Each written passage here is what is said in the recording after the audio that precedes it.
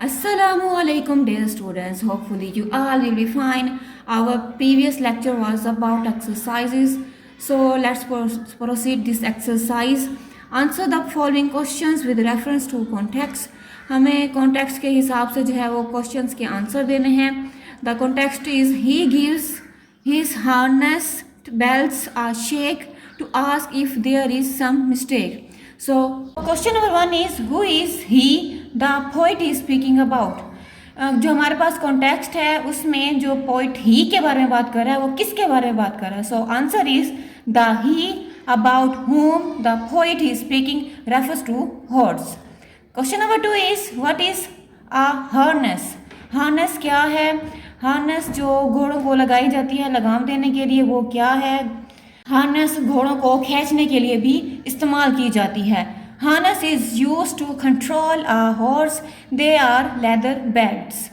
Question number 3 is what is the possible mistake. Possible mistake जो context के हिसाब से यानी जो घोड़े को क्या लग रहा था, क्या जो शायर है उसने क्या गलती की है, उसके हिसाब से क्या गलती है. According to horse, the possible mistake is to stay in the woods in a snowy evening. Next we have summary of this poem stopping by woods on a snowy evening.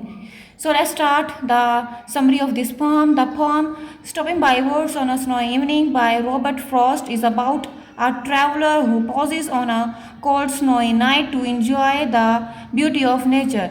जो पोइट है शायर है इस pome का वो है Robert Frost. वो किस चीज़ के बारे में बात कर रहा है. वो बात कर रहा है कि वो एक ट्रैवलर है. वो एक जंगल में से गुजरता है तो उसको वहाँ पे बहुत प्यारे प्यारे नज़ारे नज़र आते हैं.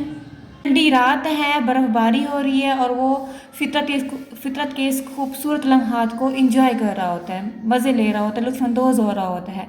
The horse shakes it's bells reminding the traveler that are no farmhouse nearby and they should keep moving. The traveler remember they have duties and responsibilities.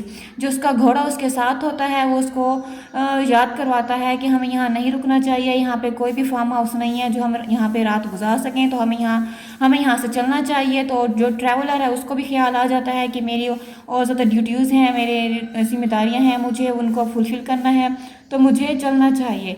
The poem highlights the balance between appreciating nature and fulfilling life's obligation. ये जो हमारे पास नज़म है ये किस चीज़ को highlight कर रही है. इस चीज़ को हाईलाइट कर रही है कि हमें फितरत को भी जो हमारे इर्द गिर्द जो अल्लाह ताला की खूबसूरत नेचर है, जो अल्लाह ताला ने इतनी खूबसूरत दुनिया बनाई है, हमें इसको भी इंजॉय करना चाहिए, हमें इस चीज़ से लुत्फ़अंदोज़ करना चाहिए. उसके साथ साथ हमें अपनी जिम्मेदारियों को भी पूरा करना चाहिए. So students, this is today's lecture. You have to learn all of this.